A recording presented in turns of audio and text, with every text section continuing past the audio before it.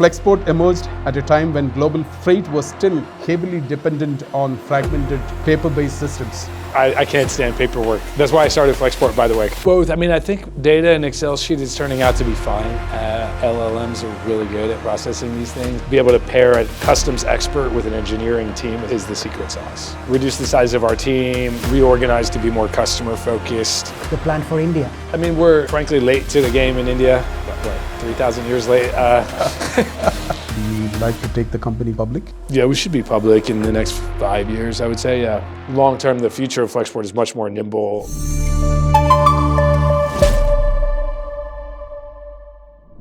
To trade is very uniquely human, and the human society should be empowered to do that. Global trade is the lifeblood of world economies. However, the systems moving it often lag the pace of innovation.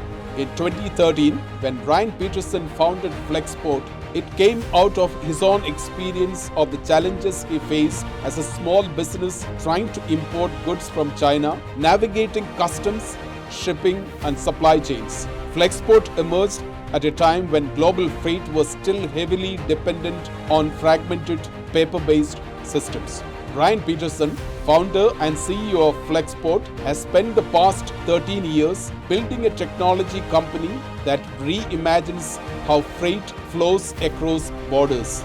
Today, he joins us to discuss Flexport, the operating system for global trade, digital transformation of logistics, and the bold ideas shaping the future of supply chains worldwide. Ryan, such a pleasure to have you. Thank you so much for finding time for us. Yeah, it's great. Thanks for that nice intro. Ryan, as you are in India, this is your perhaps the first visit as Flexport CEO and founder, or is it? Yeah, it is. It is. Okay. Just to understand, pick from what is going around us in terms of the geopolitics, in terms of trade tariffs. Every day morning we get up to see what is the headlines that have made global news. What is your reading of the current global freight industry? Well, there's so much that goes into it. I guess the number one driver is, as you mentioned, tariffs, what happens with the US administration and their negotiations around the world. That's by far the biggest driver. We've seen it drive a huge amount of volatility because, in fact, even when they impose a new tariff, it leads to temporary surges as people try to get freight in before it takes place. And so we've had a lot of bullwhip effects.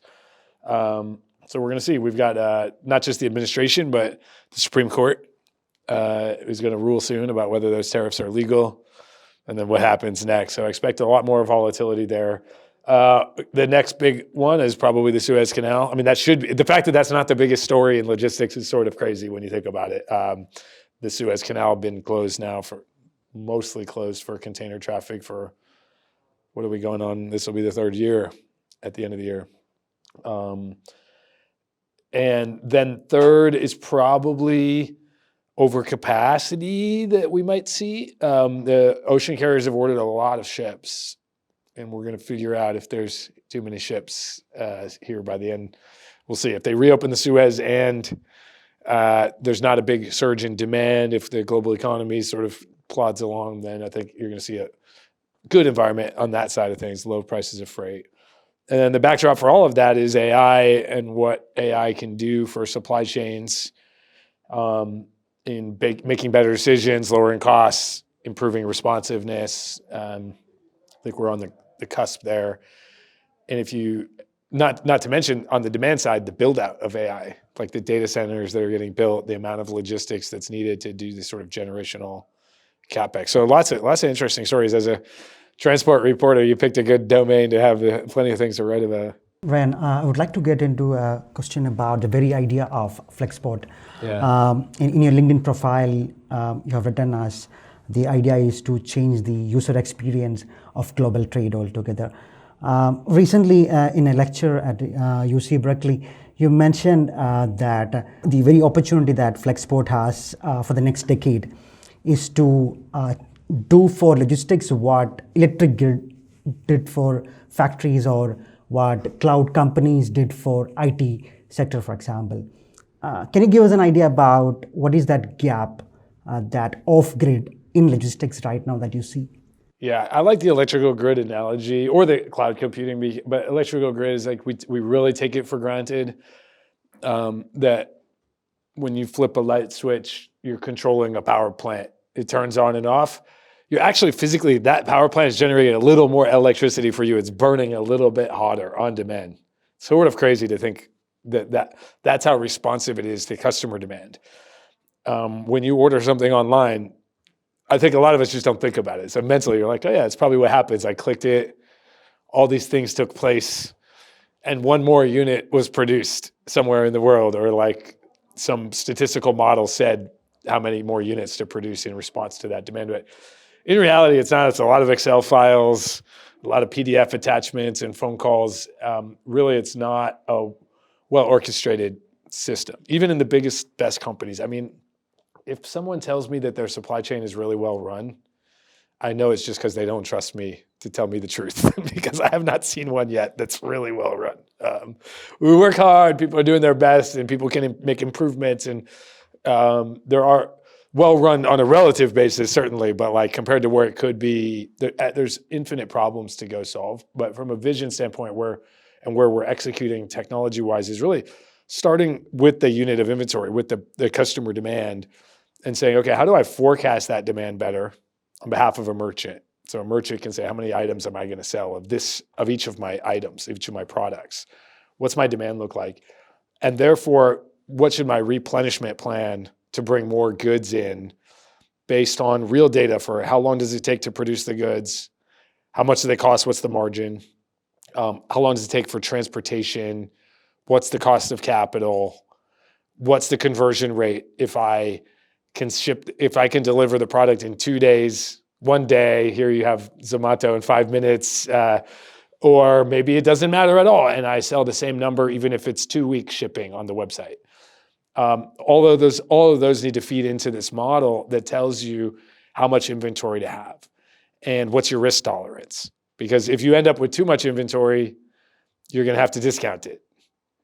And your margins are going to get crushed and your brand's going to suffer because you're seen as the discounter. If you don't have enough inventory, you're losing sales, you're not making money that you should make. And that's these are hard sets of problems that are, today, a lot of the models for this exist from the 1970s, like the mathematical models. It's not brand new math. Yes, there's going to be some breakthroughs in AI and machine learning and ways to better calculate this, but at its core, you barely need that. What you need is real-time data from all those data sources I just mentioned. The product dimensions is one other. The price of air freight and ocean freight. How does that all feed in to a model that will then tell you, based on our prediction of demand, how many units to buy, when to buy them, how to ship them, where to position them. That's what I mean when I say the electrical grid. You want to make it really responsive to customer demand. Then you buy something and the models are figuring out, what should I do about this order? Of course, the first thing to do is ship the product. I'm talking about the replenishment cycle. You mentioned about these models existing for very long years. In the past, you have mentioned that my question is more about the competition. You mentioned that you're obsessed about your competition who know things that you don't know, and the things they can do that you can't maybe do it.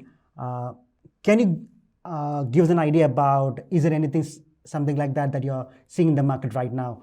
There are things in the market which you see that your competitors know, that you maybe don't really understand right now, or can do, which Flexport can't do right now. Yeah. I've seen you talking highly about your competition also, like the companies, legacy logistics companies existing for 100+ years maybe. Yeah. I'm glad you found that statement of mine, because that is how I feel about competition. Is like, if we can learn from them, we need to be obsessed. When they know something we don't know, we should be absolutely obsessed with learning it. And they do have a lot of capabilities that we don't have yet. And that's when I look at the competition in the freight forwarding world, which is, so we sort of can think about supply chain in terms of 3 flows that are happening in parallel. And the goods flow is the obvious one that we look and we see and we cover, you guys are covering, and the movement of containers. And so the first flow, the freight flow or the goods flow. But you also have a data flow, which is more important than ever because of customs compliance and tariffs. And this is all the data in and out to coordinate the freight movements, but also the government needs to know things, the models that I'm referring to, inventory financing model. And then the third flow is the financing. So you have the cash. And these are all happening in parallel, and they're all running in sort of a loop, like the goods going this way, the cash going this way, the data going both ways, connecting it all together. In each of these areas, there's probably some competitors who have some capabilities that we don't, if we're honest with ourselves. In the goods flow, it's really about being local everywhere, which is very impressive. Like the biggest freight forwarders in the world have thousands of offices with local expertise in all the not just the big cities of the world, but the second and third tier cities. Even a medium-sized freight forwarder in India will have 15 different offices. I mean, India is so big, right? I think there's probably 15 cities with more than 5 million people in India, somewhere around there. Yeah. With 5 million each, right? Somewhere around there. And if you go to 1 million people, probably more than 100 cities, right? So we are newer to the market, founded 2013. So it's going to take us a while to go build out, recruit the talent, build the trust to put people locally in all these countries. Flexport's in 42 offices in 25 countries now. But competition is in 2,000 offices in 200 countries. So that's a big advantage. If you're shipping, having local expertise can really help. We don't believe that tech solves all the problems. You got to have elbow grease, people to go do local compliance, sales, relationships with both the carriers, the vendors that own the assets, that move the freight, the customer relationships. So in the freight flow, that's where I would say is the breadth of talent that they have in the number of countries that they can cover. Their physical network is really kind of overstated. It's really about the human capital, because most freight forwarders don't own a lot of assets, or they try to own no assets. They subcontract to, they're not owning the trucks and the warehouses. Even when you see their logo, it's usually a subcontracted, put the logo on the side of the truck of someone else's truck. So it's more about the breadth of coverage, number of offices. I think they have a big competitive advantage, and it's a fun part of my job is to go try to close that gap. We have a plan where we'll have, by the end of 2028, at least one office in all of the countries that represent 90% of global containerized trade. So you get pretty close. But again, one office is not going to be enough in a place like India. We need to be in all the second tier cities as well. So that'd be the first one. In the data flows, probably I don't really see someone who's, certainly not the traditional freight forwarders are not our competition there. They don't really play, they do a little bit, but they're not like at our level in terms of the amount of investment made, the amount of emphasis made on these inventory models and on the algorithms for everything that we're doing on that chain I was describing. But there are other companies that do interesting things there. There's a lot of companies we need to learn from in terms of AI. Whether they're in logistics or not, the AI turns out to be pretty smart at making some of these decisions and being active here. And then financing, I mean, for example, we don't do payments, paying for your inventory. That's a really interesting area for us to learn about, be able to build capabilities and see how other companies are managing payment flows. So we don't really, yes, we definitely compete with freight forwarders, but on all three of those flows, actually we compete with other either tech companies or trade financing businesses, et cetera. So we see all of those as competition on some level that we can learn from. Ryan, you mentioned about the three flows of the good, flows of the information, and the flows of finance. I think when Fred Smith started the company, that's how he began FedEx, thinking that these are the three important things for him. Information is as good as the packet that is moving. Having seen in the last 13 years... Did I steal that from Fred Smith? I didn't even know. That's great. I'm honored. What a legend. RIP. Yeah. Having seen that in the last 13 years, where do you see that coherence of these three flows? The packet moving, or the goods moving, the information moving and the finance moving, the cash moving in terms of, again, this has to be based on a data. Do you see that data is really coming in the real terms, in the real sense, or are you still seeing data being ingested from an Excel sheet? Both. I mean, I think data in Excel sheet is turning out to be fine.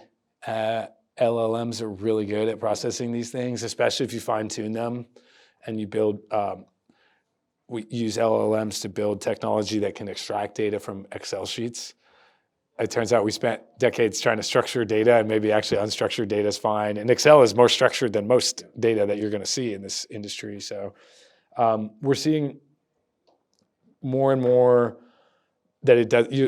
Like one of the value props for Flexport working with a company is we'll meet you where you are data wise, and we're working with some of the biggest and best companies in the world, really famous brands, and I won't say their names because in many cases their data is not good, and I don't want to embarrass them. But it's fine. We bring them on board, take the data. You can email it to us. You can give it to us in Excel or PDF or any other format, and our tech is capable of ingesting that, cleaning it, and giving it back to your ERP or whatever system that you need it in the right format, and helping to manage that flow. So, and likely you're going to see more and more companies also do what we do themselves internally, like get a better handle on their data. And you sort of need that if you want to be good at using AI. You need to be able to have AI in a good, so you need to have data in a place that's with good governance and trustworthiness, so that if you're going to give it to the AI to reason about, to generate reports on, you want to have it in a place that you can trust. So. One thing that is very special about Flexport is that you're putting out a lot of tools, AI tools.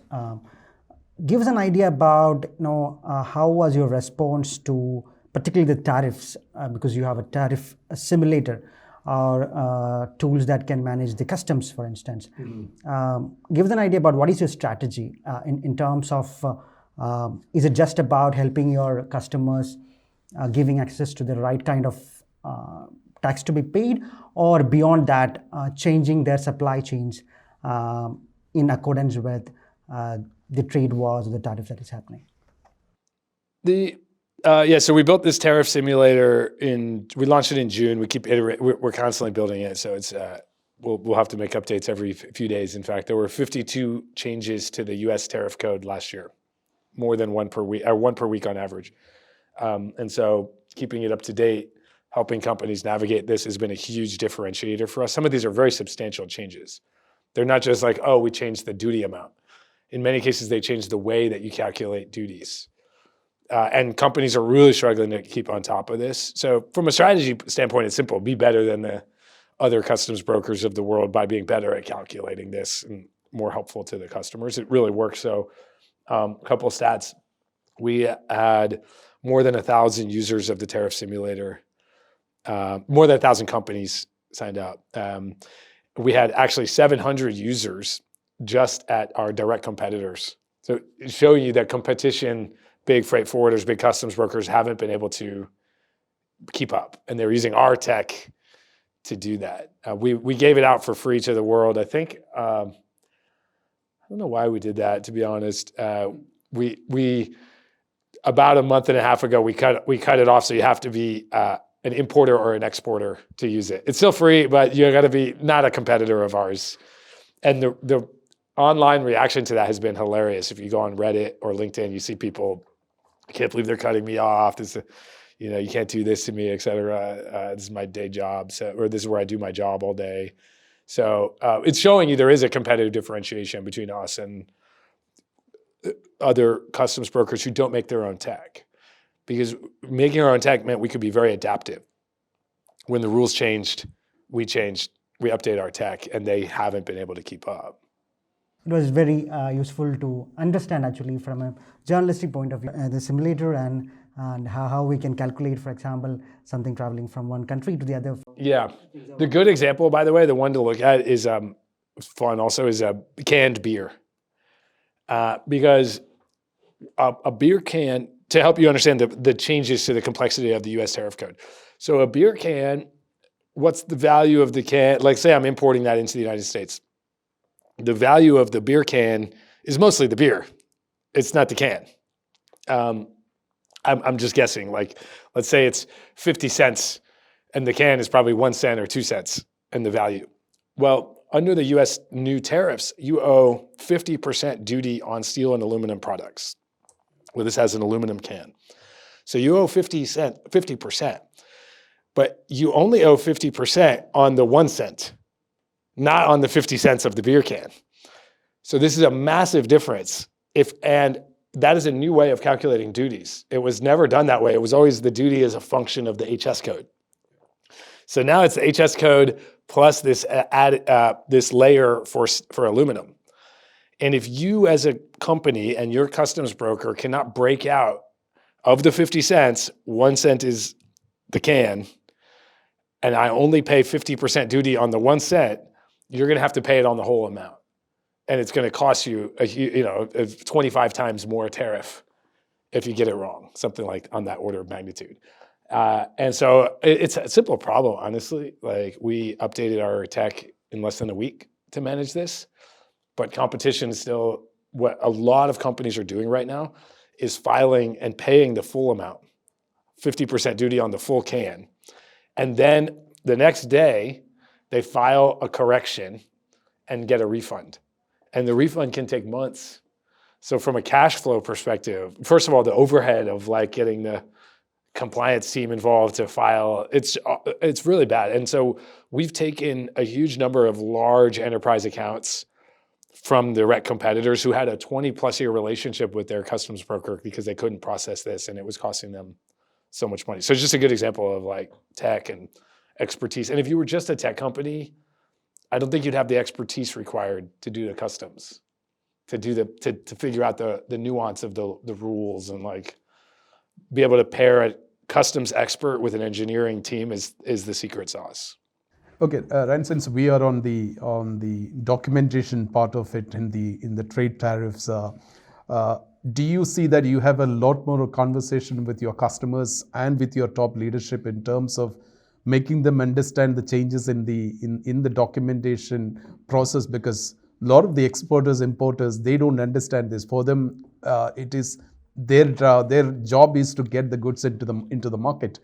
Is there more opportunity for a company like Flexport to really simplify the documentation process with the de minimis going, with the different types of tariff coming into play? Yeah, I mean, that's a big part of what the tariff simulator is about, but tech alone doesn't do it. So we have teams that are constantly engaging with customers to teach them. We also run a webinar series like every week or two. There's a new webinar that we're putting out probably once a month about customs specifically. Those are getting 1,500 plus people to attend, including competitors. We haven't yet banned them from the webinars. They probably should. So yeah, there's a huge desire for education in this industry, and I think news media plays a really important role in that part of keeping people informed of what's happening. But often people in the industry have more exposure to what's going on in real time and stuff. So we've tried to do from the beginning, basically marketing as education, like not self-promotion, but education. I think self-promotion is kind of dead in this industry, in this world. It's too easy in the internet to say I'm the best. It's free. Everyone can say I'm the best. Whereas giving you helpful information, then you will think, oh, this guy's the best. He gave me helpful information. Whereas if I say I'm the best, you'll be like, he's full of himself. Not valuable. So yeah, a huge amount of demand. One interesting thing though is the degree to which customers have, especially founder-led, which tends to be smaller companies, where that they have become experts. They've had to become experts in their own product tariffs, rules, and compliance regulations to a degree that I never would have seen before. 3 years ago, I could talk to any company. I'll probably know more about the customs regulations than them. And now I meet a company and they're teaching me about their particular product and the CEO knows this stuff because it's such a big dollar amount that they're telling me. I have to be really sharp because a lot of times the company they should know their product better than anybody. But for me to be it's kind of hard for me to keep up. Let me put back the focus to Flexport and the profitability, the revenue side of the financials of the company. You had a top revenue in 2022, I believe, and then recently in 2024 there was a rebound. And give us an idea about what to expect from this year, this financial year. Give us an idea about how you are taking the cost discipline and how you're trying to make the company profitable, and what is your strategy moving forward on that level? I guess there's only 3 words for that: is growth, growth, and growth. We just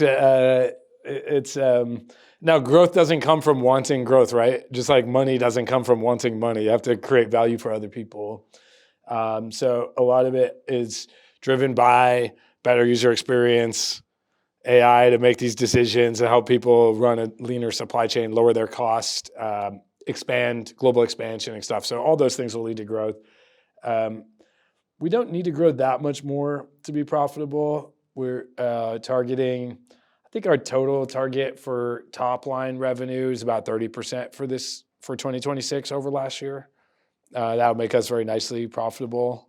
We'll see. It's very hard with a lot of our revenue is freight revenue. And so, it depends a little bit on what the price of freight does. Higher freight does lead to higher price of freight does lead to more profits for us. So that's a little bit, we always put it unknown. We're projecting a very low price of freight next year though. Growth is the main thing, cost discipline, secondary, but always important if you want to run a business, looking at everything. You mean to say that the cost of freight is going to be stable in 2026? We are, at least in our financial plan, forecasting that it comes down. Comes down, okay. Yeah. Is that because and it's already come down a long ways from the peak. Is that because of the significant capacity that's coming into the market? Yeah, there's a lot of capacity. Demand with tariffs probably won't be that strong. Also, just trying to be conservative in our financial model. I'm not really making a prediction for the price of freight. It's more what number do I put into the financial model that I can have some confidence. Maybe we should ask you about your plan for India. You're in India right now. I heard that you are going to invest a lot in India, and you have plans for building AI tools from here. Give us an idea about what is your plan, and in your global map, you have now an office in Mumbai. How India is positioned in that global map of Flexport? Yeah, I mean, we're frankly late to the game in India. About 3,000 years late. A little bit late. My background personally, I lived in China 20 years ago for 2 years. So probably most problems in a company are a reflection of the founder. And so I had a lot more experience in East Asia. And we've been in China for 12 years or so and built up. We're now the 5th or 6th largest freight forwarder out of China. And we've been following our customer demand, which has brought us to Southeast Asia maybe 5 or 6 years ago, and now to India. So we opened in India about 2 years ago here in Mumbai, but we're starting to get much more serious about it and say like, hey, wait a minute, we need to go harder here, put more account managers, salespeople, not just be in Mumbai, but be in the second tier cities. We also have an engineering team in Bangalore, so we have about 75 engineers that we started 3 years ago. They've been great. I'm going there tonight. Hopefully that leads to really good synergy. We're actually building for the Indian market, tailoring our tech to what the Indian market needs. But we have to approach it humbly and say, hey, we're still newcomers on the block. We're pretty small in India. I think we're number 5 in the US. We're probably number 100 in terms of freight volumes moving in and out of India. We're still mostly an export forwarder here, but India is a balanced trade, imports and exports, which is pretty unique actually in most of Asia. It's export primary, 70 to 80% export. India is more balanced. So that's new for us as well, learning how to work with Indian importers and connect them with their supply chain partners around the world. So we're building up. So like by the end of this year, we'll be in around 30 countries. And the interesting thing is not just go to connect India to the United States or India to Europe, but connect India to China, India to Vietnam, We launched in Australia in Q4. We're launching in Turkey, right? So being able to connect these countries to each other is quite a big opportunity. There's a lot of comparison between China and India in the market. Yeah. But you have a lot of experience working with China and being in China. Do you see any similarities in these markets and also any differences as you're entering the market? It's easy to make the similarities just given the population size and we had a customer dinner last night. I'll steal one of the lines from one of the customers. He said, what was his line? It was about, he was comparing China to a fast rising dragon and India as a slow moving elephant. But actually the elephant, keeps going no matter what. Maybe the dragon has to take a rest or something and it can push through. And there's something to that where China is a much more government-led planning and execution of economic strategy. And it seems that India is more, the government is not driving as much of this as it is the private sector. And probably that leads to a little bit more, my interpretation would be that you're going to get a more sustainable level of growth from that than the government maybe ought to step on the gas, but sometimes they're not the best at capital allocation. And private market operating in their own self-interest will often take a better approach. And I think right now, the way I look at it is China's infrastructure is just absolutely amazing and incredible, but the returns on additional infrastructure are going to be quite low in China. Like building one more road, one more train, one more port, like the marginal return for one extra port is not going to be there. Whereas in India, I think your infrastructure is very underdeveloped and you're going to get very high returns from investing in it. And you're making a lot of smart investments here. The rail corridors are really smart. Some of the port build outs, we got a new airport coming here in Mumbai. So these things, they should be quite high return on invested capital. Subway, even things like building out the subway lines here is going to help with traffic and drive efficiency. So I think, I don't know, what I read was over 7% GDP growth in India, which the simple math says if you do that 10 years in a row, you'll be twice as rich. If you do it 20 years in a row, you'll be 4 times as rich. So it's bullish. Ryan, as always, you have been very vocal about your opinions and you did make a comment about the heavy paperwork and regulations in India in response to Prime Minister Modi's tweet in celebration of the GST rollout. This is for both for businesses and traders. Do you still see it just as challenging as of now and as you roll out your operations in India? That was a great tweet. It went very viral.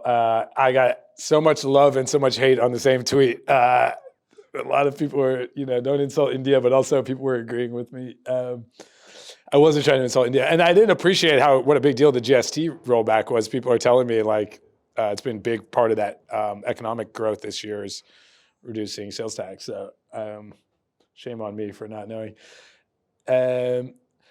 Yeah, I mean, if I think I can't stand paperwork. That's why I started Flexport, by the way, because I figure other people are like me and can't stand paperwork. So we should build a company to do their customs paperwork for them. So me complaining about paperwork is pretty normal. I don't like paperwork. India does seem to have a lot of extra stamps and things that we have to do, but it's fine. Vietnam is a perfect example. I think that's where you have a lot of business. Do you see volume of cargo coming from these places and there is a substantial increase in the volume? Yeah, I mean, it's huge for us. Our China volumes were slightly down last year. Our Vietnam was up over 50%, and we're already a top 5 freight forwarder in Vietnam. Over 50%, 100% Indonesia, Thailand grew. I mean, Southeast Asia, India as well. So you see just huge growth in other countries as people move their supply chains around and diversify. That trend is very real. I mean, these stats are Flexport specific, so you always have to go, well, what's going on? Is it the certain sectors we're in, or maybe we're just doing really well? But I think that industry stats are also showing a lot of growth outside of China. Ryan, you famously rented a boat to the Long Beach port to understand the supply chain bottlenecks during COVID particularly, and that led to a lot of conversation in the industry about what is happening, and also affected in some changes as well. Gives an idea about what is one such render board equivalent challenge in the industry right now that you would try to solve. To try to go learn about what's happening out there? Oh, man. Well, most of these I just do internally at my company, try to see what's going on, turning over rocks, coming in and interview people and get close. I don't know. I think there's just because we're here in India, I think it's really interesting to understand your network of inland container depots and how those connect to the rail, and how those trains line up with specific sailings, and if there's some optimization to be done on that. When we look, our customers, only about 15% of the freight is booked FOB at the container depot inland, meaning it changes hand there. Most companies are still doing it at the port, and that may be good, maybe bad. I'd like to understand a little bit better what happens from a transit time perspective or a price perspective if you negotiate different terms with your supplier, and how you can optimize that process. It seems like the kind of thing that I don't know enough yet, but I suspect that Western companies that are buying goods are just not used to this idea. You're just used to buying it FOB Nava Shiva. You don't realize there's this opportunity to do something differently in India, and it might save you money. It might get you better visibility. That would be one example. Another one would be just throwing GPS trackers or even air tags in tracking your cargo better, seeing where it really flows. How do I get to the bottom of that? And then it's always just about talking to people, right? Going out and seeing how things really work. It's a very underrated skill for a CEO to also be a man of the people and be able to talk to everybody and get them to tell you the truth and tell you what's really happening. And I think a lot of CEOs want to live in this world where they just manage through they have good lieutenants and they manage and those people manage all the things. And I've never made that work for me. I want to have really good lieutenants, and then I also want to talk to everybody in the company. And then that way everyone knows I'm going to know their stuff, so you better know your stuff, because I'm talking to the front line. And if you tell me something that doesn't align with what I heard there, I'm going to call you out. So keeps everybody on their toes, working hard. And it's just what I expect of my team as well, that they also have to be, not just trusting their direct reports and their managers, but go talk to the workers. You learn this going back to Sam Walton from Walmart. He used to, wherever he would go, sit in the truckers' lounge and talk to the truck drivers. Because he said, and then he would ask the truck drivers, of all the stores that you go to, which one is the best run? And they would have all kinds of information that he could never get from his managers, right? So lots of it makes it fun too. Okay, final sets of questions. Ryan, after Flexport raised $1 billion in funding from SoftBank in February 2019, you wrote in one of the blog posts, at Flexport, one of our core values is to play the long game. In this respect, we are in awe of the long-term thinking of SoftBank, which champions both a 30-year vision and a 300-year growth strategy. Are you still committed to playing the long game? Of course, yeah. It's one of our core values. And I recommend everybody go read SoftBank's 30-year vision deck. It's a beautiful document. It's really beautiful and very inspiring. And I think there's way less competition there. Most people are, especially public companies, they got to manage this quarter. One of our competitors who I really admire is called Expeditors International. Great, really well-run, great freight forwarding company. Kind of Wall Street loves these guys. In the last 3 years, they've returned through dividends and buybacks $4.5 billion worth of cash to their shareholders. But they only earned $3 billion of net income.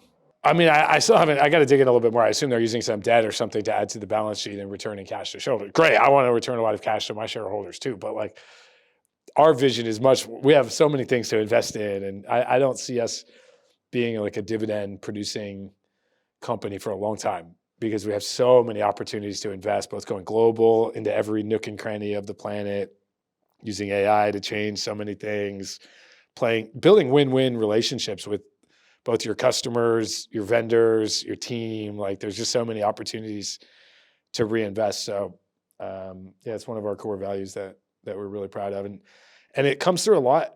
Value. What do values mean for a company? It's like just slogans on a board, unless you're willing to, when there's a decision to be made, if you're willing to give up some profit and short-term gain to live the value. And also values, we have another value of empowering our customers, empower your client. And those come at odds sometimes. Playing the long game. What if the customer wants you to do something that's not compliant? Those are two values coming in conflict. That's by design. That if you two values come in conflict, you should slow down, get some help, talk to your manager, take longer to make the right decision. So playing the long game is one of our core values, but not the only one. Then what's the long-term plan for Flexport? Maybe 5 years from now, do you like to take the company public? Yeah, we should be public in the next 5 years, I would say. Yeah, that's just a milestone that I'm not sure the exact timing of it yet. But the more interesting things is really about that vision I was describing earlier, where the orders are flowing through, where we're becoming a recommendation platform for understanding demand forecasting and recommending how to respond to that demand through replenishment, positioning of inventory. We want to be much more global. 5 years, comfortably say we'll have 90% of global containerized trade covered with our own operators, our own people in the ground, managing the customer relationships, managing the execution well. We have our e-com fulfillment business. Today, it's only in the US. We'll be taking that global over the coming years. Really love the idea of being able to go to a brand, say here in India, maybe a brand that's just been domestically focused, and saying, hey, I can launch you in Australia, North America, US, click the button. We can manage the freight flows, the customs, forward deploy inventory into those markets, and help any brand to go global, and vice versa, help other brands come and reach the Indian consumer here on Flipkart. So I think those are all much more focused on like product and capabilities over a 5-year timeline than going public will be cool, but also sounds like a drag in a lot of ways. So I'll have shareholders wanting dividends and buybacks. Ryan, how closely do you look at the consolidation in the forwarding industry? You see the emergence of super forwarders as well. Oh, very closely. Yeah, I'm really intrigued to what they're doing. On a couple of fronts. One is the obvious one is DSV acquiring Schenker, but there have been a few others. It'd be very interesting to see what accounts we can take, because you end up some accounts not fitting in the new DSV operating model. You end up with some people, they're going to lose they'll probably cut some jobs who have customer relationships. Those customer relationships may be up for grabs. So we're hoping to pick up some business. The CEO of DSV said, I think in an earnings call or somewhere else that he was talking, that they expect to churn about 5% of Schenker's customers, and it was $15 billion revenue. So that's a $750 million of revenue up for grabs. Paying very close attention to that. See if you're an unhappy customer, come talk to us. It's interesting to see what they're doing with tech too. DSV's been a CargoWise customer famously for a long time, at least since we got in the business. And CargoWise in December changed their pricing model to a per transaction model. My understanding is that DSV has a contract that's separate from that, but when that contract comes up from renewal, we'll see how that negotiation shakes out and where things end up. But it would be, we pay a lot of attention, like I said, at things that learnings, things that they can do that we can't do, or capabilities. And if they have capabilities they have a lot of capabilities we don't have, in locations and certain verticals, certain customer relationships, et cetera. One last clarification on the 747 Flexport delivery operated cargo plane that is being operated by Atlas Air. Do you still operate them? Yeah. Is Atlas Air operating those planes, and are the two of them being operated by Atlas Air? They're operated by Atlas, not by Flexport. We have long-term contracts on those. And we've been repositioning them in demand, like de minimis. We used to have 3. We scaled it back to 2. We renegotiated with Atlas to take 1 back. So we're always looking at what makes sense. With the end of de minimis shipping, a lot of what we were doing with those planes was e-com movements out of China into the US, and de minimis has put a lot of pressure on that business model. So we've been kind of like repositioning. One of them's flying to Europe now and figuring out good ways to stay nimble. Are you concerned about also the possibility of de minimis going out also from the European Union? Yeah, it's good. I think that they've announced that it will end. I forget the exact timeline for it, but yeah, that's a concern. So, long term, we don't really want to be in the asset operating business. It was sort of a legacy of getting a good deal on those planes during COVID when there wasn't enough capacity. And we had so much demand, and we made a good trade there where we made a bet on where the market price of freight would go versus where we were able to sign a long-term deal. So I would do that 10 times out of 10. Looking back, it was a great deal for Flexport, but long-term, the future of Flexport is much more nimble. Like, we'd rather have 5% of 100 planes than 100% of one plane, right? So, or whatever the math is, 100% of 20. Final question, Ryan, how often do you look at the noise in the social media, because you're literally a face of a modern technology platform for the freight industry? You've been like heard in the media. How often do you look at the noise in the social media on what you say and how people comment? People love me on Twitter. On LinkedIn, I'm a mixed bag. I have a lot of haters on LinkedIn, I'm told. I have blocked them all. I also blocked the people who like the comments by the people who say negative things about me. I don't have time for that in life.